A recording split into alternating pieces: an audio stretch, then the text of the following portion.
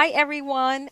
I totally forgot to give you like the most important information about photo folios.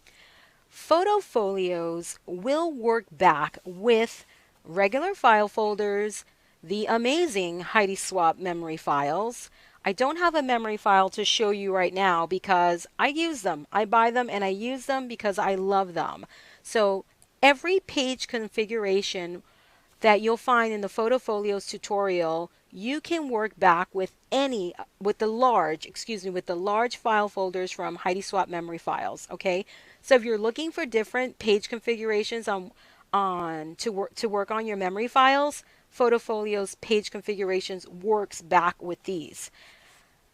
I know you all have had to pick up one of the Tim Holtz collection folios. Every page design in Photo Folios will work back with the Tim Holtz large collection folio, all right? This is a large one. He has a small one. They will not fit inside this one. So you can use the page design. You will just have to adjust your measurements to work back with the smaller one. So this is super important. I know you all have these two products, or three products, file folders, memory files, excuse me, by Heidi Swapp and the Tim Holtz collection folios. So all of the page designs, and this is just one style for the photo folios, will work back with those two or those three products. All right, we're having a special National Scrapbook Day event starting on May 2nd. So I will show you during that class how to customize the memory files or regular file folders with craft text binding. It's what I call MacGyvering. So I will show you all how I do that so you can have a reinforced spine on either your file folder or your memory file. I think it will need it if you're going to go with lots of pockets, lots of layering, lots of other stuff. For the Tim Holtz collection folio, this has a pretty sturdy fold and binding, I would say. Pretty sturdy. It's going to last you a long time.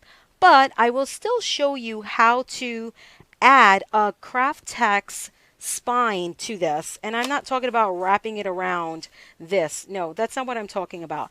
I'm going to show you what I did for photo folios. I will show you how to make that adjustment here. Excuse me, that was a mouthful. So I'll show you how to make that adjustment here. But again, this is a really sturdy binding on this piece. So it may not even need it, but options are always good. So remember, if you're looking for different ways to use products that you already have, different page styles and configurations, photo folios will be the project you want. All right. So again, this is one style of the 6 different configurations that you will get in one tutorial. So join us for the National Scrapbook Day event. It's starting May 2nd. All the information is on my blog, and Kathryn's gonna wrap up National Scrapbook Day on May 3rd with her 6 versions of photo folios that I'm sure will work back with the products that we already have in our craft room. All right, this is Kathy with Paper Phenomenon, and I'll see you for the Photo Folios event. I hope to see you all there. It's going to be a super fun time. So check out my blog, paperphenomenon.com.